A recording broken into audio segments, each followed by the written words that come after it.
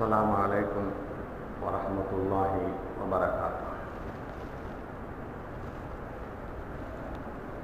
الحمد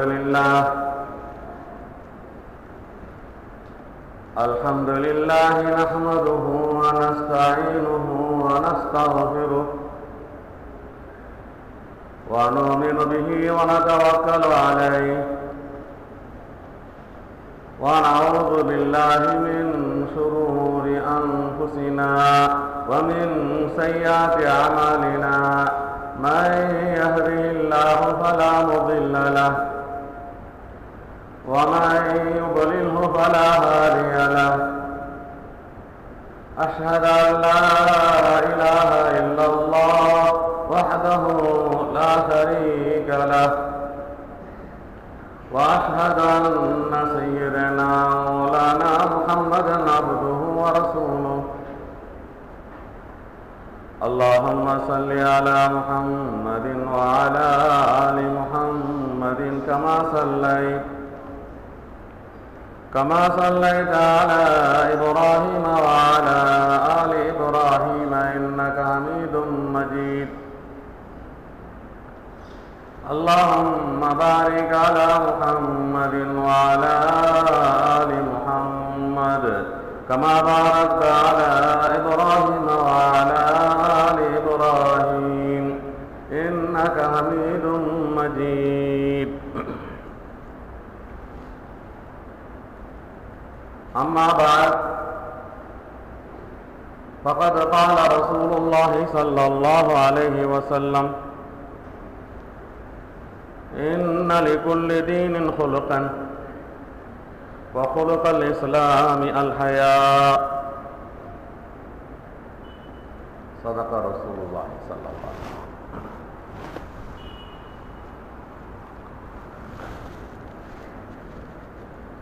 கண்ணியத்திற்குரிய அல்லாஹுவின் நல்லடியார்களே, மரியாதைக்குரிய பெரியோர்களே, சங்கைக்குரிய உலமா பெருமக்களே, பாசத்திற்குரிய மாணவ கண்மணிகளே,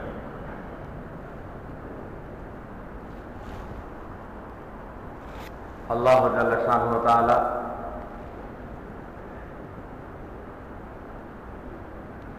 யாருக்கும் எந்த சமுதாயத்திற்கும்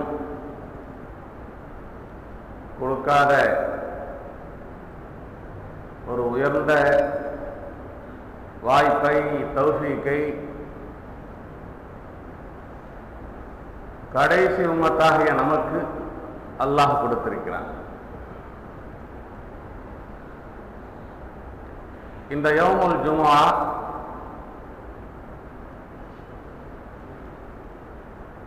ஹாத்தமுன் நபியின் ஸல்லல்லாஹு அலைஹி வஸல்லம் அவர்களுக்கு முன்பு அனுப்பப்பட்ட எத்தனையோ நபிமார்களுக்கெல்லாம் எடுத்து காண்பிக்கப்பட்டது. ஆனால் அவர்களெல்லாம் தங்களுக்கு மத்தியில் கருத்து வேறுபாடுகள் கொண்டு, சண்டைகள் போட்டுக்கொண்டு, அல்லாஹ்வுடைய ஏற்பாடாகிய ஜும்மாவுடைய நாளை அவர்கள் தேர்ந்தெடுக்காமல் யூதர்கள் சனிக்கிழமையை தங்களுடைய வார நாளாக, ஜும்மா நாளாக தேர்ந்தெடுத்துக் கொண்டார்கள். கிறிஸ்துவர்கள் ஞாயிற்றுக்கிழமையை தங்களுடைய வார நாட்களாக, ஜும்மா நாட்களாக, இபாதத்துடைய நாட்களாக தேர்ந்தெடுத்துக் கொண்டார்கள். ஆனால் அவர்களுடைய அந்த தேர்ந்தெடுப்பை அல்லாஹ் ஏற்றுக்கொண்டார். அவர்களுடைய அந்த தேர்ந்தெடுப்பு சரியான தேர்ந்தெடுப்பு அல்ல. உண்மையில் அல்லாஹ் காலங்களை படைக்கும் போதே உயர்வை, சிறப்பை, பரக்கத்தை, உன்னதத்தை நமக்கு கொடுத்திருக்கிற இந்த ஜும்மாவுடைய நாளில் தான் அல்லாஹ் வைத்திருந்தான். அதை தேர்ந்தெடுக்கின்ற தௌஃபீக்கை இந்த உம்மத்திற்கு அல்லாஹ் கொடுத்தார். ஆகவே இந்த ஜும்மாவுடைய நாளுடைய சிறப்பு மிக உயர்வானது, உன்னதமானது, மிக சிறப்பானது. ஜும்மாவுடைய சிறப்பை பற்றியெல்லாம் பல வாரங்களில் பல உஸ்தாதுகள் பல ஆலிம்கள் நம்மிடம் எடுத்து கூறியிருக்கிறார்கள். ஒரு சிறு நினைவூட்டல் என்பதற்காக நாம் இங்கே கூறினோம்.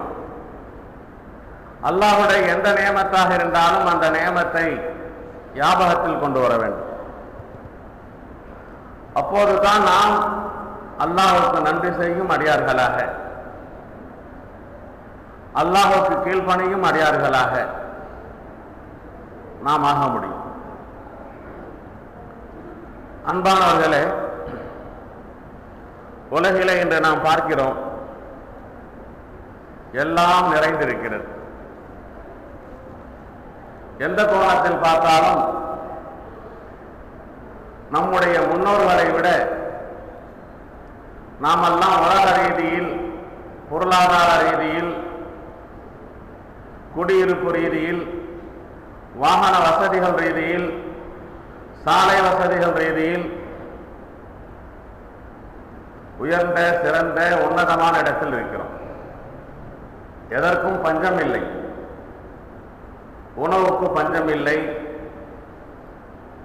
குடிநீருக்கு கூட பஞ்சம் இல்லை. குறிப்பிட்ட நகரங்களில் கிடைக்கவில்லை என்றாலும்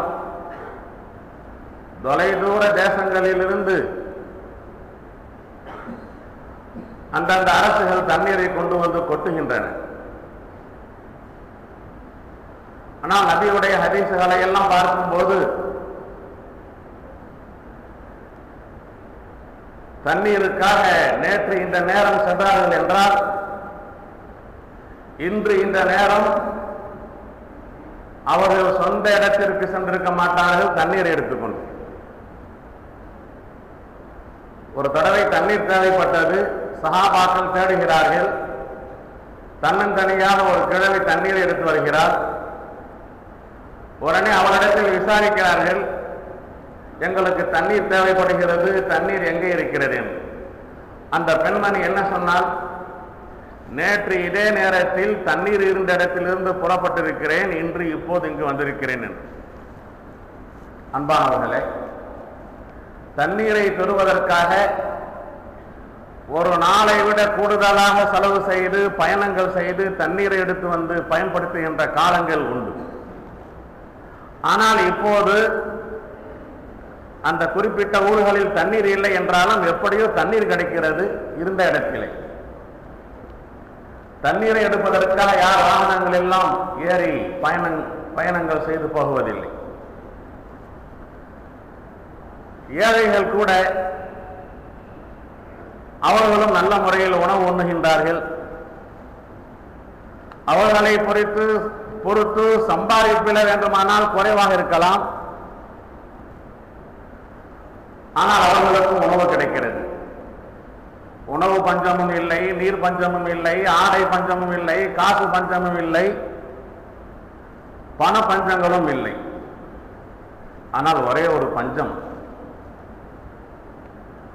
அதை யாரும் பஞ்சம் என்று கருத மாட்டார்கள், நினைக்க மாட்டார்கள். அது என்ன பஞ்சம் தெரியுமா? அதுதான் வெட்கம், அதுதான் ஹயா, அதுதான் ஒழுக்கமின்மை. எங்கு பார்த்தாலும் வெட்கமின்மை, எங்கு பார்த்தாலும் மானங்கெட்ட தன்மை, யாரிடத்திலும் பெரும்பாலும் ஹயா இல்லை. இந்த ஹயா இல்லாததின் காரணமாக உலகிலே ஏற்பட்டிருக்கின்ற அவல நிலைகள் கொஞ்ச நஞ்சமல்ல.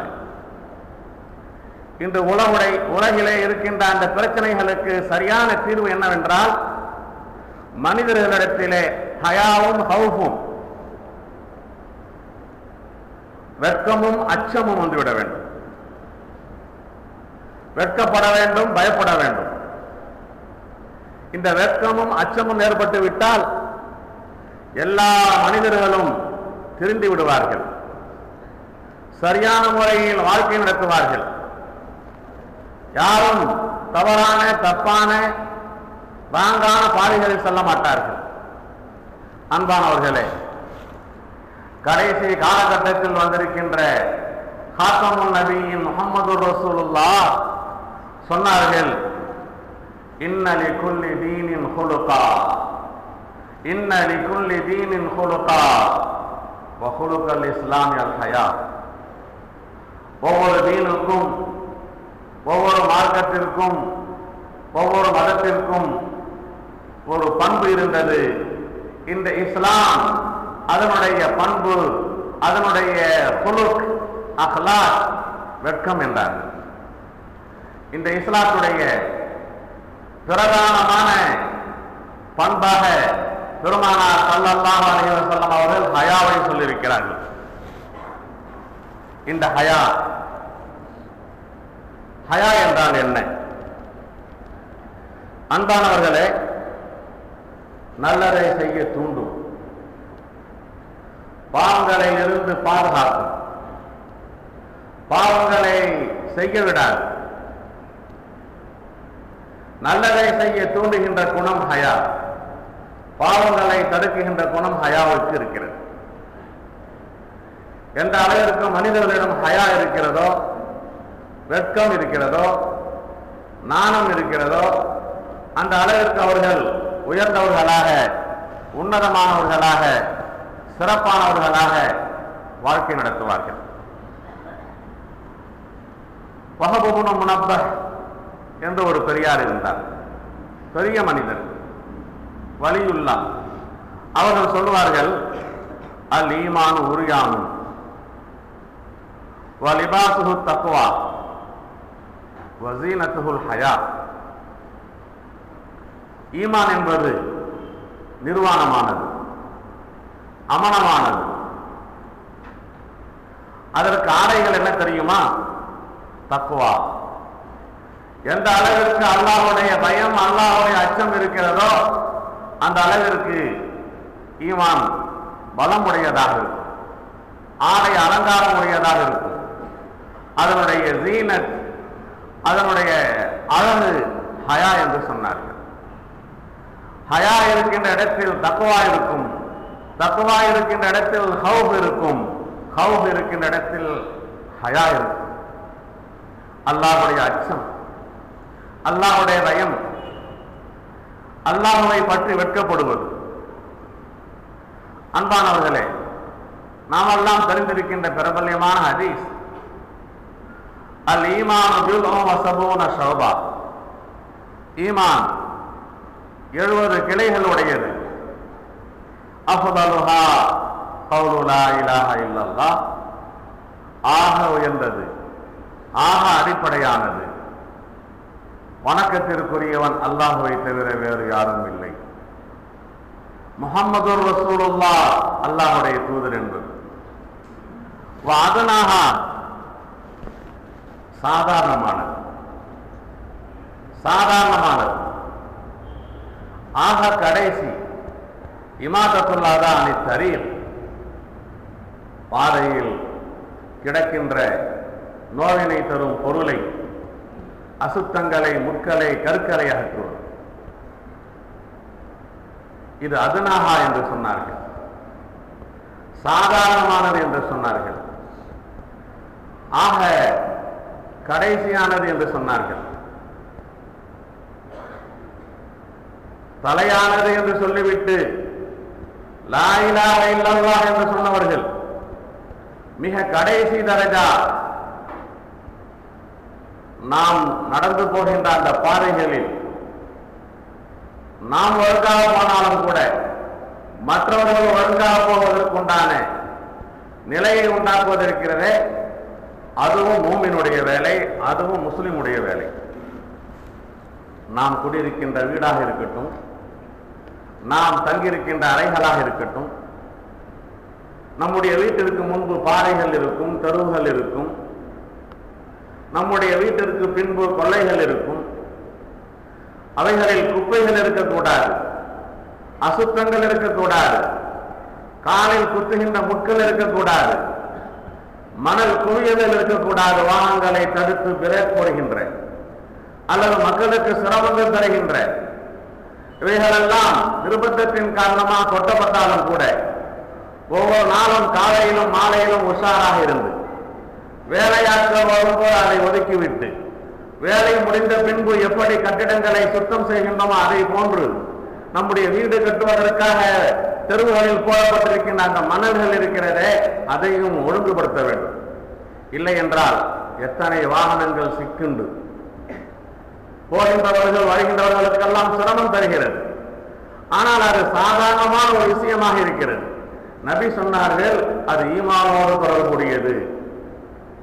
நடக்கின்ற பாதையை மக்கள் சிரமப்படாமல் ஆக்கி கொடுப்பது ஈமானுடன் தொடர்புடையது என்று சொல்லியிருக்கிறார்கள். அதே ஹதீஸுடைய தொடரிலே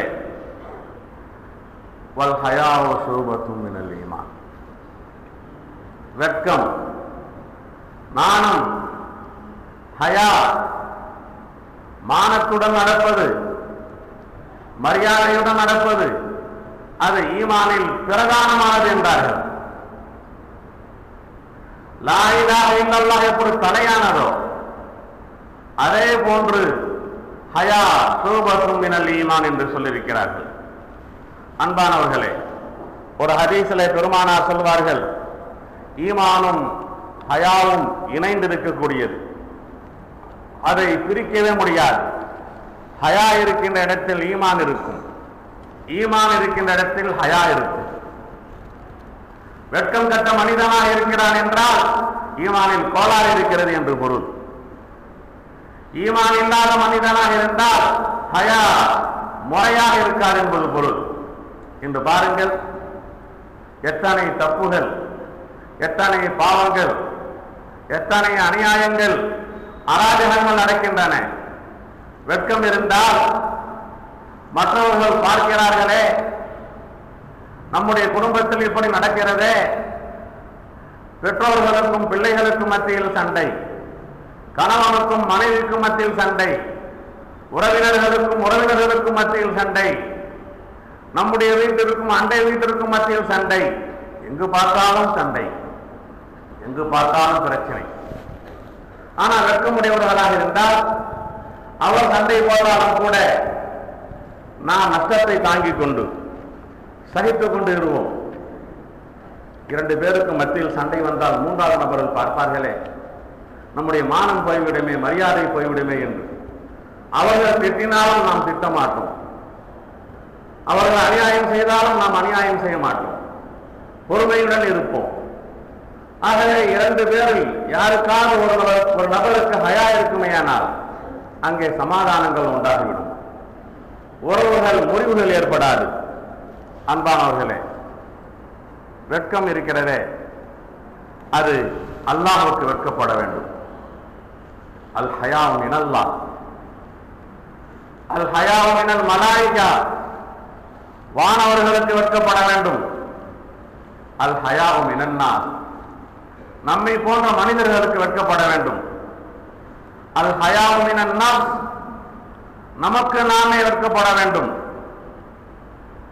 அல்லாஹ்வுக்கு வெட்கப்படுவது, வானவர்களுக்கு வெட்கப்படுவது, மக்களுக்கு வெட்கப்படுவது, நமக்கு நாமே வெட்கப்படுவது. இந்த எல்லா வகையான வெட்கமும் இருந்தால்தான் முறையான மனிதர்களாக, சரியான மனிதர்களாக, புனிதமான மனிதர்களாக நாம் வாழ முடியும். அல்லாஹ்வுக்கு வெட்கப்படுவது, படைத்த அல்லாஹ், அவனுக்கு தெரியாமல் நாம் எதையாவது செய்ய முடியுமா?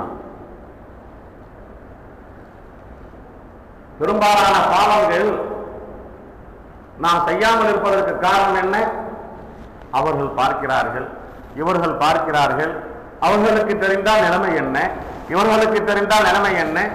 நம்மை போன்ற மனிதர்களை பயந்து பயந்து தான், வெட்கப்பட்டு தான் நிறைய பாவங்களிலிருந்து நாம் வீழ்கிறோம்.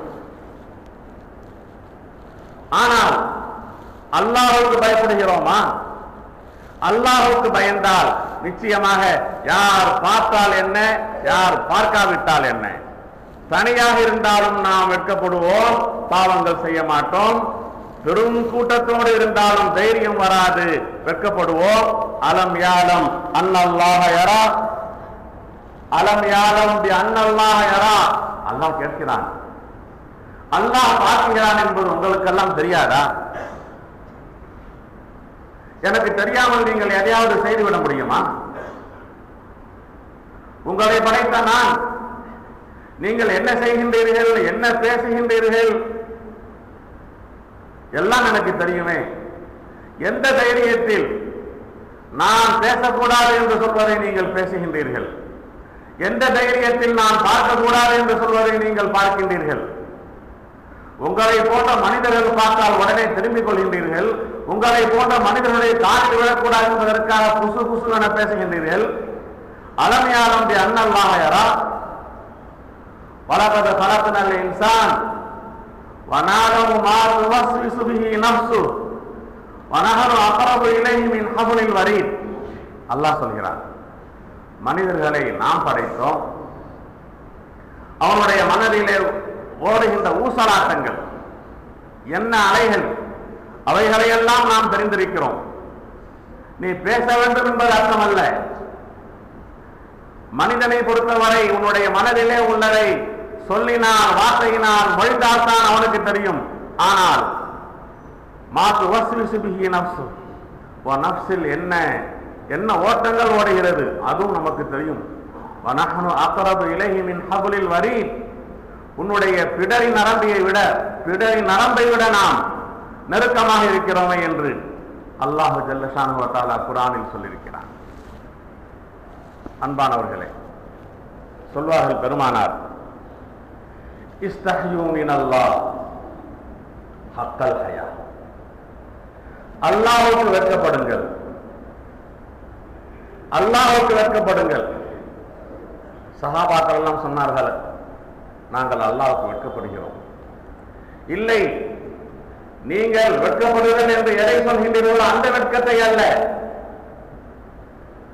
எப்படி அல்லாஹ்வுக்கு வெட்கப்பட வேண்டுமோ அப்படி வெட்கப்படுங்கள். இஸ்தஹ்யூ மினல்லாஹ் ஹக்கல் ஹயா ஃபகாலு யா ரசூலல்லாஹ் இன்னா நஸ்தஹி லைஸ தாக்கும். நீங்கள் சொல்கின்ற அந்த வெட்கம் அல்ல, யாராவது பார்த்தால் தப்பை செய்யாமல் தடுத்துக் கொள்கின்றீர்களே அது வெட்கம் அல்ல. வலாக்கின் மனிஸ்தஹயா மினல்லாஹி ஹக்கல் ஹயா ஃபல்யஹஃபல் ரஅஸ வமா வஆ. அல்லாஹ்வுக்கு வெட்கப்படுவது உண்மையான வெட்கம் எதுவென்றால், உன்னுடைய தலையை பாதுகாத்துக்கொள், உன்னுடைய தலையை சுற்றியுள்ள பாகங்களை பாதுகாத்துக்கொள் என்று சொன்னார்கள். தலையை பாதுகாக்க சொன்னார்கள். தலையை சுற்றியுள்ள பாகங்களை பாதுகாக்க சொன்னார்கள். நமக்கு தலையை பாதுகாப்பது உண்டான வெளிப்படையான, நான் வாகனங்களில் செல்லும் போது ஏதும் ஆக்சிடென்ட் ஏற்பட்டால் தலைக்கு பாதுகாப்பு வேண்டும் என்று ஹெல்மெட் அணிகிறோம், கவசம் அணிகிறோம், அதுதான் தெரியும்.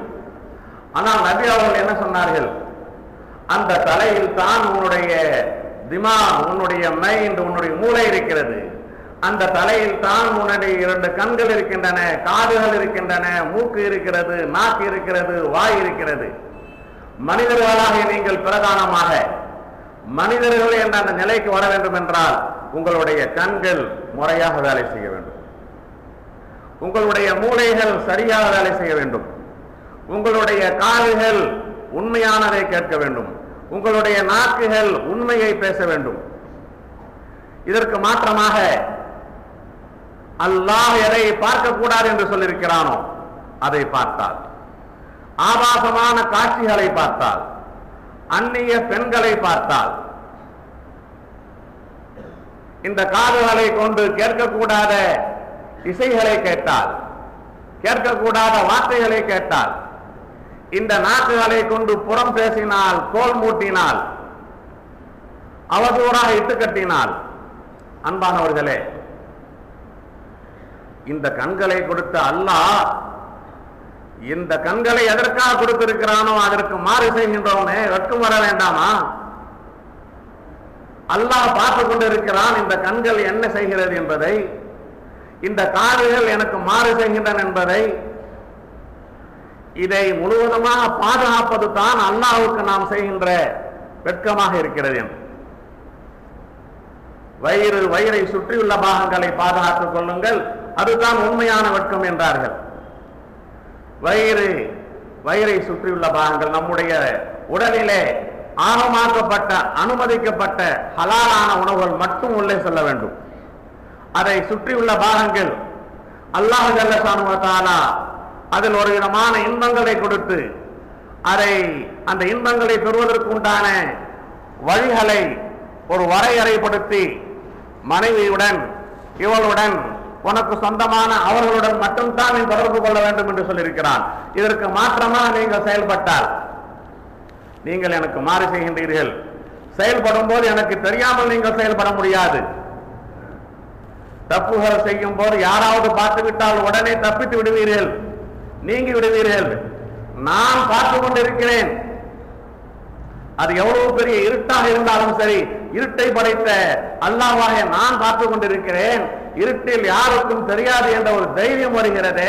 அந்த இருட்டை படைத்த அல்லாஹ் பார்க்கிறான் என்ற அந்த எண்ணம் ஏன் வரவில்லை? நீங்கள் ஈமான் கொண்டவர்கள் தானே. என்னை பற்றி, என்னுடைய குதிரத்தை பற்றி, என்னுடைய ஆற்றலை பற்றி, என்னுடைய பார்வையை பற்றி அப்படி இருந்தும் ஏன் உங்களுக்கு வெட்கம் இல்லாமல் ஆகிவிட்டது? உங்களை போன்ற சாதாரணமான மனிதர்களுக்கு வெட்கப்படுகின்ற நீங்கள் நான் பார்க்கிறேன் என்ற அந்த உணர்வு வரும்போது உங்களால் அந்த குற்றம் செய்ய முடியுமா? அல்லாஹ் கேட்கிறான் அன்பானவர்களே. எனவே கொஞ்சம் சிந்தனை செய்து பாருங்கள். இந்த வெட்கமற்ற இந்த நிலை பரவலாக எங்கும் இருக்கிறது. எதை வேண்டுமானாலும் எதையும் செய்கின்றார்கள். அது ஹலால் என்று பார்ப்பதில்லை, ஹராம் என்று பார்ப்பதில்லை. அதே போன்று அல்லாஹ் பார்க்கிறான், அல்லாஹ் இடத்தில் நாம் நிற்க வேண்டும், விசாரணை செய்வான் என்ற பயம் இல்லை. அதன் காரணமாக பணம் இருந்தால், ஆட்சி இருந்தால், அதிகாரம் இருந்தால் நம்மை யார் கேட்பார்கள் என்ற அந்த நிலைக்கு ஆளாகி எல்லோரும் எதையும் செய்து கொண்டிருக்கிறார். இந்த இரண்டு பண்புகளையும் நாம் உண்டாக்கிக் கொள்ள வேண்டும் அன்பானவர்களே. நேரமும் நெருங்கிவிட்டது. இந்த கடைசி கட்டத்தில் ஒரு சில முக்கியமான விஷயங்கள் நாம் உங்களுக்கு சொல்ல கடமைப்பட்டிருக்கிறோம். அம்மா பிநிஅமத்தி ரப்பிக ஃபஹத்திஸ்.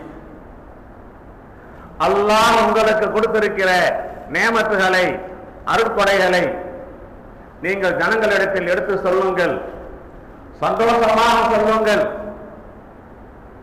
அல்லாஹ் வசதிகள் கொடுத்திருக்கும் போது அந்த வசதியை வெளிப்படுத்தி காண்பியுங்கள்.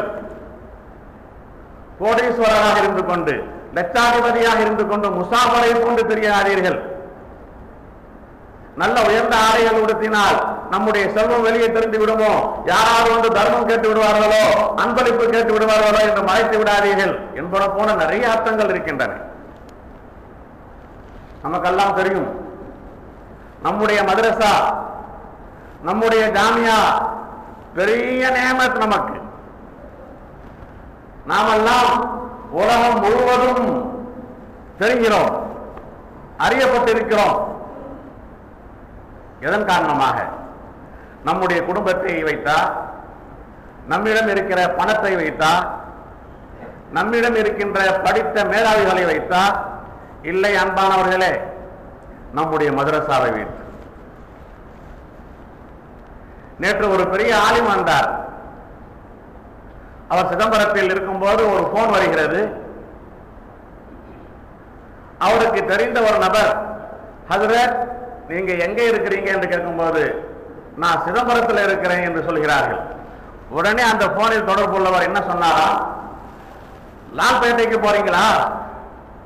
லால்பேட்டையில் 150வது ஆண்டு விழா என்று பத்திரிகைகளில் பார்த்தோமே, அந்த நிகழ்ச்சிக்கா போகின்றீர்கள் என்று சிதம்பரத்தில் இருப்பதை சொன்னவுடன் லால்பேட்டைக்கு போகின்றீர்களா என்று கேட்கின்ற அளவிற்கு.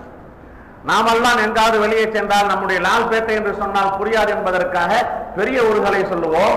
ஆனால் இன்று சிதம்பரம் என்றால் லால்பேட்டைக்கு பக்கத்தில் இருக்கிறது, அந்த சிதம்பரமா என்று கேட்கின்ற அளவிற்கு லால்பேட்டை எப்படி பிரபல்யம் அடைந்தது?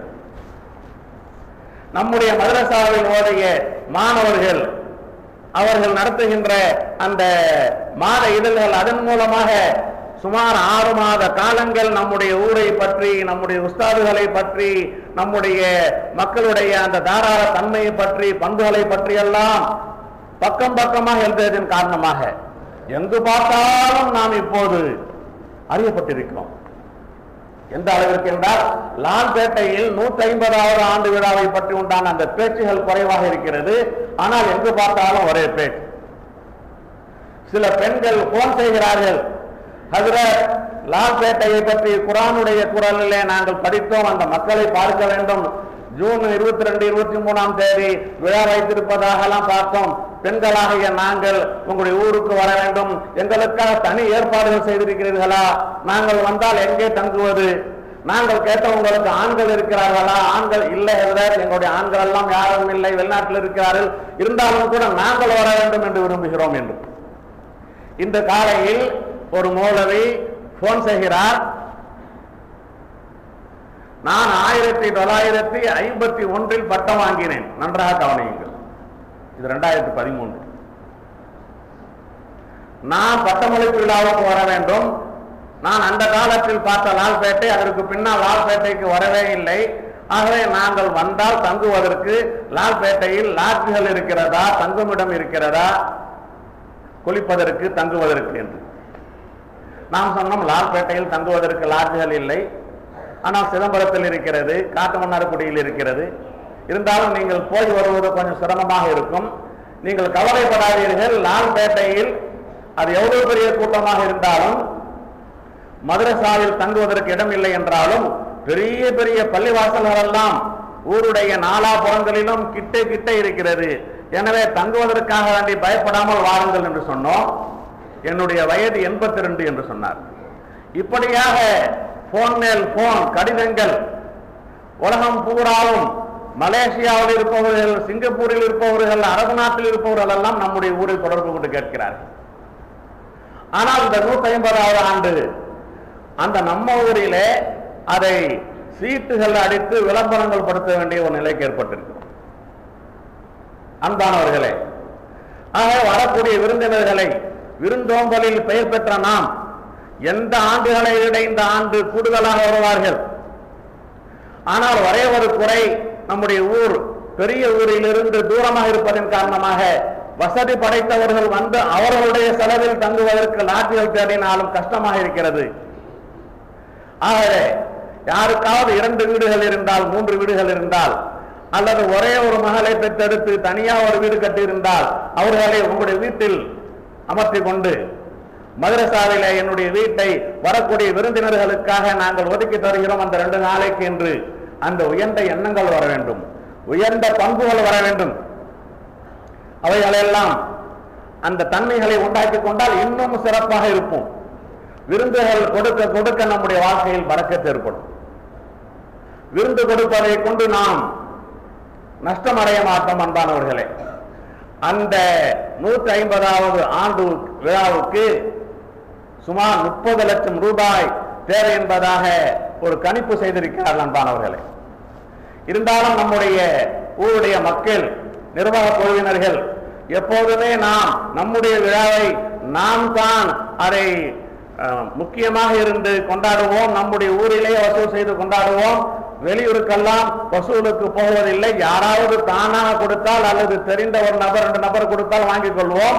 ஆகவே அந்த நிகழ்ச்சிகள் பூராவும் ஒரு மெம்பர் சொன்னார், அந்த 2 நாளுடைய சாப்பாடும் எந்த தனி பணக்காரருக்கும் கொடுத்து விடாதீர்கள், நாமே அதை ஆக்க வேண்டும் என்று.